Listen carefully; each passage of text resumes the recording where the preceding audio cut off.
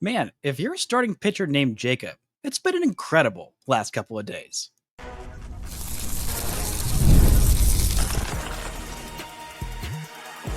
You are Locked On Rangers, your daily Texas Rangers podcast, part of the Locked On Podcast Network, your team every day. You are locked onto the Texas Rangers, the first and best daily Rangers podcast. I'm Bryce Patrick, a cripplingly addicted Texas Rangers fan covering this team for 12 seasons, including all 7 as the founder and host of this podcast. Thank y'all so much for making Locked On Rangers your first listen every single day. If you're not already, you can follow me on Twitter at Bryce Patrick. You can follow the show at Locked On Rangers. Hit subscribe on your favorite podcasting platform and on YouTube, where the best way you can help grow the show is to comment nearly any single thing below. Now, on today's show, we're talking about Jacob deGrom's greatness, just the greatness of Jacobs in general, the bottom of this lineup, stepping up and pouring on some runs in another series win, and how the Rangers are not yet out of it in terms of that playoff picture. But what a start from Jacob deGrom last night, following a different Jacob Latz, who pitched 6 no-hit innings and then lost his no-hitter in the 7th inning on Tuesday. On Wednesday, Jacob deGrom goes and he pitches a perfect game through 6 innings, walks a couple, but makes it through 7, and then the first batter he faces, he gives up a little weak bloop single to Colton Cowser, and that ends his no-hitter bid. 7 innings, just 1 hit, 2 walks, both coming in that 6th inning, that 7th inning, and then 7 strikeouts, lowering his season ERA to 2.08. If you just count for Jacobs in that game, you get 8 innings and add another strikeout in there, because Jacob Webb pitched 1 shutout inning, 1 perfect inning of work for him in relief of Jacob deGrom, who was very economical with his pitch count, just 89 pitches. It looked like at one point, through 6 innings, it looked like he might have himself a perfect game, and also a Maddox, possibly, because he was just that economical with his pitch count. But you throw in Jacob Webb in there, just Jacob's starting pitchers the last 2 days in Major League Baseball, on Tuesday, Wednesday. Also, for the heck of it, I'm throwing in Jacob Mizrowski in there, the Brewers rookie sensation who throws 102 miles an hour, a 96 mile an hour slider, and a 90 mile an hour curveball. You throw in those 3 Jacobs together, because all of them pitched in the last couple of days. Jacob starting pitchers in Major League Baseball the last couple of days have combined for 18 innings, 4 hits, 2 runs, both of which were given up by a non-Jacob in a relief role, 7 walks and 19 strikeouts. Jacobs are having a moment, and mostly for this Texas Rangers squad, but shout out to Jacob Mizrowski on the Brewers, who is also having a moment. But he is nowhere near what Jacob deGrom has done in his career. Maybe Jacob Mizrowski will get somewhere close there, but I highly doubt it, because this level of sustained dominance, especially after such a prolonged break. This was the 16th start of the year for Jacob deGrom, the most he has made in a season since 2019. He made 15 starts in that 2021 season, where he pitched about half a season and was the most dominant pitcher I think I've ever seen, or maybe ever will see, in that 2021 season with the Mets. Then he pitched 11 starts in 2022. His last season with the Mets, he was okay. 6 starts for the Rangers in 2023, just 3 starts last year. And this year is in the top 10 of innings pitched among AL starting pitchers at 95 and a third innings. Heck, I thought that maybe that might be about a season plateau for Jacob deGrom, was around 16 to 20 starts or so, and then maybe 100 innings. Maybe that's about where the Rangers might cap him at. But no, that is not the case. He is right now tied for 9th in Major League, or in the American League, in innings pitched, tied with Brian Wu of the Seattle Mariners at 95 and a third innings. And he honestly could have a lot more. He could already be at the 100 inning plateau if the Rangers weren't being as careful as they've been. And this was not just regular Jacob deGrom on, 6-7 days rest. This was him on what was basically normal rest. And he was this dominant. He was untouchable in this one. It wasn't just what he's normally been doing. It wasn't just, oh, fastball slider, that's it. It was a changeup incorporated as well. The changeup had some nasty swings and misses on it in this one.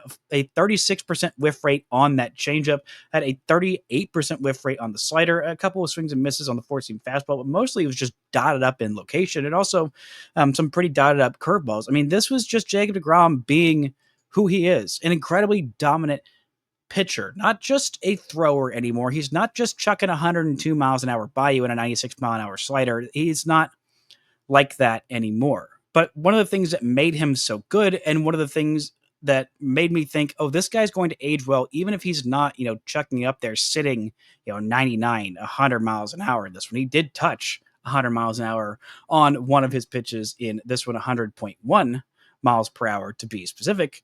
But because his command is so darn good, because his pitch sequencing, his mechanics, everything looks so much the same coming out of the hand, that even though he only really uses 3 pitches, they're all 80 grade pitches with incredible mechanics on those pitches and incredible pitch sequencing. He just knows how to pitch so darn well that even when he dials his stuff back a little bit, which he has been doing a little bit this year. I mean, the fastball was still averaging 98.4 miles an hour in this one. I mean, the velocity has slowly been ramping up as we go throughout the season. It makes me think that Jacob deGrom's just back. I feel like the guardrails are kind of coming down a little bit on deGrom because he pitched this game on normal rest. It seemed like that was going to be who knows if that was going to happen. The Rangers have been a little bit careful, a little bit cautious with him in his last couple of starts. Really, all season long, he hasn't really gone over 90 or 100 pitches that frequently this year. I think it's just a couple of games where he's gone over 100 pitches. Yeah, I think it's just the one game against the New York Yankees, 103 pitches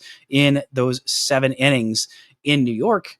And that's it. I mean, this game, he didn't even hit the 90 pitch plateau. He hasn't in the entire month of June, but he has still been absolutely dominant. 5 starts, 32 innings in the month of June, a 1.41 ERA, 32 Ks in those 32 innings. He is just every bit the pitcher that we thought he would be. This is the sustained level of excellence of Jacob deGrom. It is the longest perfect game bid in his career, the longest no-hitter bid in his career. When he was at 89 pitches after giving up that single, I thought, that was definitely going to be the final batter that he faced. But this is just, extreme dominance after a couple of, rough outings earlier on in this season where he just didn't quite look like himself. Even in the middle of this stretch, a couple of outings that he looked a little shaky, like that start against the Toronto Blue Jays where he had to be checked on. He was dealing with a little something in his thumb or his finger, whatever it was, and he just continued to pitch through it and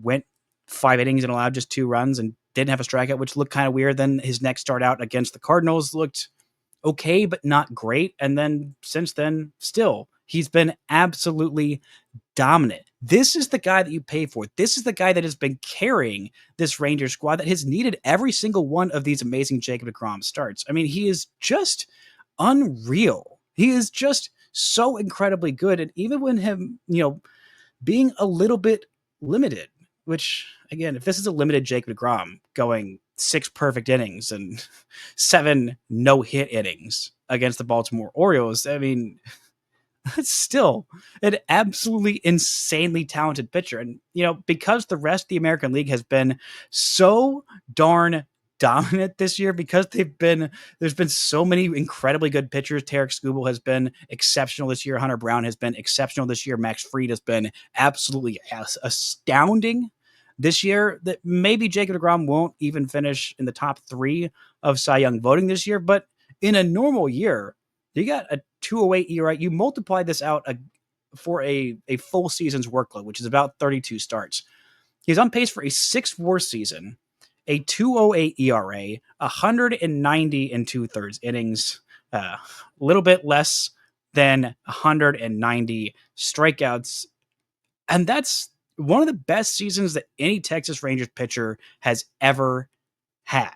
He has been everything that the Rangers hoped, and it seems like the limits are just kind of off with him at this point, and they kind of need to be. The Rangers are needing every single Jacob deGrom start to be maybe not this level of dominant, but at least an approximation of this level of dominance. And I am just so darn impressed with Jacob deGrom. I thought he would bounce back eventually after having the Tommy John surgery. I mean, it just kind of felt like a stave off the last couple of years in 2021 and 2022.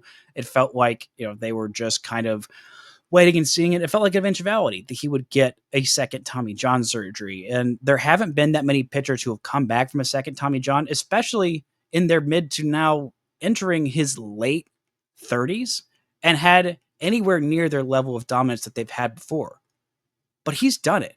And the Rangers have a second guy who has done it in his mid 30s. He's coming back on Friday. Plus, we're going to talk a little bit about this offense doing what they need to and some key bats who might just be heating up at just the right time.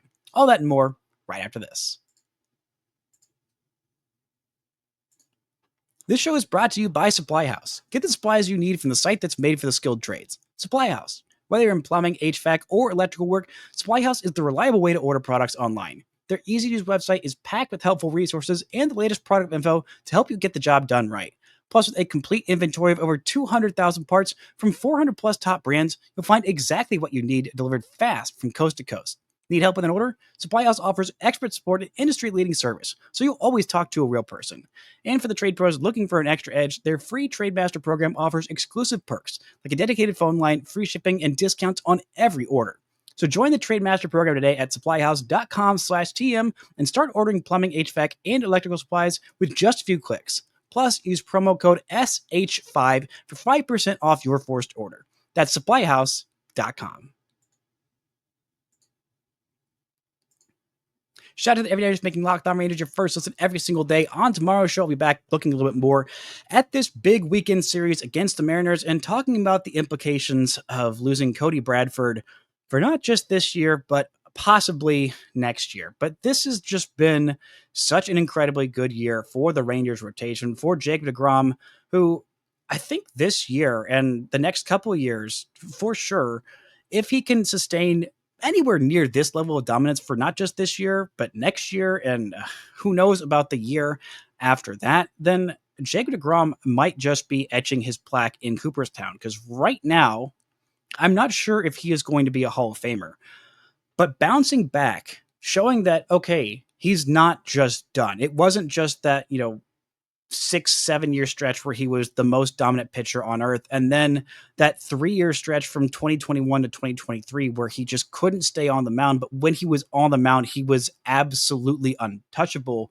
But bouncing back and finding a new version of himself, this is something that all older pitchers have to do. We saw it a little bit with CC Sabathia, who was did a good job of this, of guys, you can't just blow by guys anymore. It's the same thing with Justin Verlander, who aged very, very gracefully so far. He's having a pretty decent season with San Francisco. But when you can't just, blow by your stuff by guys, and you have to learn how to, more pitch, be more crafty, use more pitch sequencing, and, have a little bit better command. That's where it separates the guys who are, truly one of one special all-time greats from the guys who just really were throwers as opposed to straight up pitchers. And that's what Jacob deGrom is. And that's what Jacob deGrom has been for his entire career, which I think he will continue to be. And I really think he will end up in Cooperstown. And this may be just me, but I'm really hoping that Jacob deGrom is wearing a Texas Rangers hat when he does so. But this Texas Rangers offense did their job in this one, spotting some runs on the board so Jacob deGrom could just go out there and chuck gas by these guys and really not have to worry if he was giving up hits or even base runners, because he had himself a big old lead thanks to this Rangers offense doing what they needed to do, including a couple of big hits by Josh Jung, who has been in a really rough way for most of the month of June. He had a pretty solid April. He had an okay May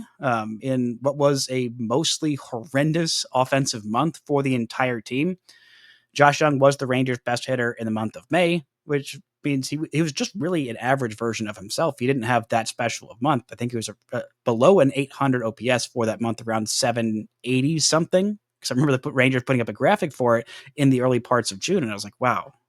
Not to diminish Josh Jung, but the fact that he had like a 780 something OPS and that led the team for a month is is more indication of the rest of this Rangers offense, kind of lagging behind. But a multi-hit day for Josh Young, his first home run, the longest home run drought in his career, was busted with that opposite field bomb. Also had an opposite field single to drive in a run. Marcus Semien scoring that run, who had a 3-hit day in this one. Corey Seager driving in that very, very key fourth run for the Texas Rangers offense. Once the Rangers score 4 runs, they're basically unbeatable so far this season. And then the Rangers decided to tack on 3 more just for good measure, even though they really only needed 1 in this one. But doing that, giving this Rangers bullpen a little bit of cushion, especially with the day off, especially the day before.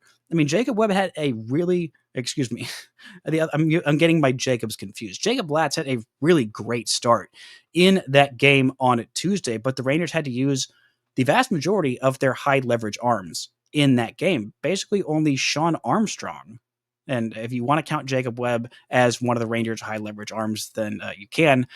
But Armstrong and Webb were basically 2 of the only high leverage guys who the Rangers didn't use in that game to get that win. But giving their bullpen some cushion to give those high leverage guys not just 1 day off, but 2 days off and secure the win, secure the series win, was a huge momentum booster for this Rangers team and just an important thing for this Rangers offense to do, to just continue to put runs on the board. And just seeing a little bit more from Jonah Heim, who's been slugging a little bit more in his last couple of games, including this weekend series against the Pirates. He had some pretty good hits. He seems to have his timing a little bit more locked in. He also had a couple of extra base hits in this one, a massive home run over that right field wall, maybe all the way onto Utah Street over there. It was just a gorgeous bomb. And Jonah Heim at the bottom of this lineup is a huge boost when this Texas Rangers offense is going right. And having him and Josh Young heating up a little bit is just a hugely key part of this Rangers lineup. Both those guys were all-stars in 2023. Both of them have all-star capabilities, and both their OPSs are below 700 at this point. And we also saw some really good at-bats from Alejandro Ozuna, who had his first stolen base in the big leagues in this one, worked a walk on 4 pitches, and a nice little bat toss, not a bat flip, on pitch 4 that was a close taken fourth ball, but still, he knew what he was doing. Also had a sac fly or an RBI in, or a run scored in this one, not a sac fly. It was almost if it was 1 out situation, then it would have been a sac fly. A couple of hard hit balls for Alejandro Ozuna. Also had a very nice play at the wall on a ball hit by Jackson Holiday. I was about to say Justin Holiday for some reason, but a ball hit by Justin Holiday to the wall, where just a little bit of a tough play for him. Maybe would have been a home run had he not caught it. You look at the expected home runs, how many ballparks that would have been a home run in. Just 3 of 30 ballparks. Just, of course, Boston, Houston, and I believe the Cubs as well on that ball. But it wasn't just, a little bit of dominance from Jacob deGrom. He had 7 strikeouts in that one, but you look at the expected batting average on so many of those balls in play, and there really weren't any that were even above 300. There was literally just one, just a force out that had an expected batting average above 400. So it wasn't like they were, getting lucky of just balls being hit hard, but right at fielders. No, they were not doing anything, this Orioles offense. And it's good to see this Rangers offense getting some contributions from everybody all the way up and down this lineup, even with Josh Smith, who's been the Rangers' most consistent hitter, not having a great day, an 0 for 5 day with a strikeout, and Sam Haggerty in there in the 2-hole with Wyatt Langford getting a day off because he has just been in such a rough way. Haggerty reached base on a walk because that's what Sam Haggerty does, and ended up scoring a run in this one, but he went 0 for 4 with a strikeout.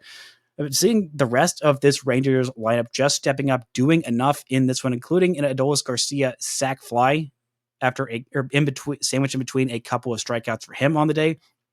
It's just good to see this offense doing enough, getting a couple of extra base hits, taking extra bases where they can.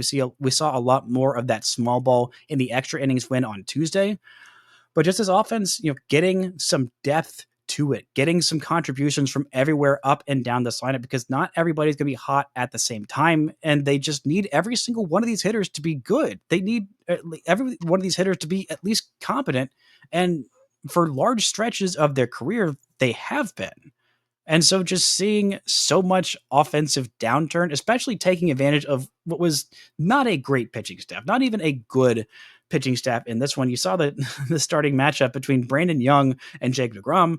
The Rangers should win that game, and they should win that game handily every time, and they did. And seeing them, tack on 4 runs in 4 innings against Young, seeing them add on to Blewett in this one, adding 3 runs on there, and just making it an easy game all the way through is something that this offense had not been doing consistently and needs to keep doing consistently to keep themselves in the hunt. Because right now, as frustrating as this season has been to this point, the Rangers are still in the hunt. And the next couple of weeks up into the All-Star break are going to be very, very critical for this team staying in the hunt. Are they going to be buyers? Are they going to be sellers at the deadline? We're talking about what will determine that and more right after this. This show is brought to you by FanDuel. Summer sports are in full swing, and whether you're all about baseball under the lights, golf on the green, or high-stakes soccer action, FanDuel is the best way to make every game more exciting. You're already following the action, so why not make it a little bit more thrilling? With FanDuel, you can get in on the games while your friends are getting sunburnt at the beach. Right now, they've got all kinds of different FanDuel odds. Let's check out what the Rangers are doing in the AL West. Or, you know what? Let's look at the award winners after a great start by Jacob deGrom. He is still tied for the fourth best odds for the American League Cy Young at plus 1100. He's tied with Max Fried. The only players ahead of him, Tarek Skubal, the favorite at minus 150, Garrett Crochet, second favorite at plus 350, and Hunter Brown, the third favorite at plus 700. I don't see any other Rangers on here particularly close. Nathan Eovaldi all the way down there at a distant, I believe that is 12th at plus 15,000. You can go check out all the odds. If you're new to FanDuel, new customers can bet just $5 and you'll get $150 in bonus bets if your first bet wins. Open the FanDuel app today or visit FanDuel.com to get started. Now, this Rangers team has been frustrating this year. This has not been a fun season. I don't think it's been a fun season for most anybody watching. There's been a couple of fun games here and there. When you're scoring 16 runs twice in the span of 3 games, that was fun. When the Rangers were on a season-high winning streak heading into that series against Houston, that was incredibly fun. But lately, even for the most part, it's just not been fun, and it has felt like a defeating year because the Rangers have gotten so much more than they expected out of this pitching staff, out of Nathan Eovaldi, out of Tyler Mahle, out of Jacob deGrom as well, and out of pretty much everybody else in this rotation as well. I mean, getting these couple of starts from Jacob Latz, that has been absolutely found money. Everything they've gotten out of Patrick Corbin so far, even if he kind of regresses to being a guy who a contending team wouldn't really want taking the ball every 5th day, what they've gotten out of him so far has been way more than they had asked or expected, especially when they're getting nothing from Cody Bradford this year. They are probably not going to get all that much from John Gray this year, and both of those injuries happening, a couple of weeks before the season started, and having to rely on, so far 21 starts from Jack Leiter and Kumar Rocker, which has been a bit of a mixed bag, to be polite about how those two have done. It feels like they should be a lot better than they actually are, because everyone in this lineup has been significantly worse than expected. Outside of Josh Smith. Josh Smith has not underperformed by any means, but everybody else in this lineup, you look all the way up and down, and it has been very disappointing. Jock Peterson has been horrible. Corey Seager has been not very good. Marcus Semien has been significantly better the last 3-4 weeks or so, but the first 8 weeks of this season, he was horrendous. Jake Berger was sent down to the minor leagues for about a week and a half because he was so bad. They already just cut bait with Leody Taveras in general because he was so bad, not only offensively, but especially defensively, that it just feels so incredibly frustrating that this team, it feels so far out of it. It feels like they're a million miles out of it. When you look at the standings, I mean, the regular season, the American League West standings, the Rangers are in 4th place right now. They're half a game below 500, and that half a game has them in 4th place in the AL West as opposed to in 3rd place, which is wild because the Rangers have a plus 18 run differential, the expected wins-loss record of 43-38, which, if that was actually the case, if the expected wins-loss record was the same was instead of the actual record if that was how this season was actually measured, the Rangers would be 3.5 games out of first place in the AL West as opposed to 7.5 games out in the AL West. But you look at that wild card, and I feel like that's a much more manageable goal for this Rangers team. They don't mind being a wild card team because, especially if you have a 3-game wild card series, I don't care who you're facing in this wild card picture. Right now, it could be the Yankees, or if the Rangers were the last place team, if you're facing the Yankees and you got to win 2 out of 3 games, and in those 3 games you're throwing Jacob deGrom, Nathan Eovaldi, and Tyler Mahle, you have a very, very good chance to win those games. And I don't care who else is being thrown against you. I don't care which starting staff you're going against.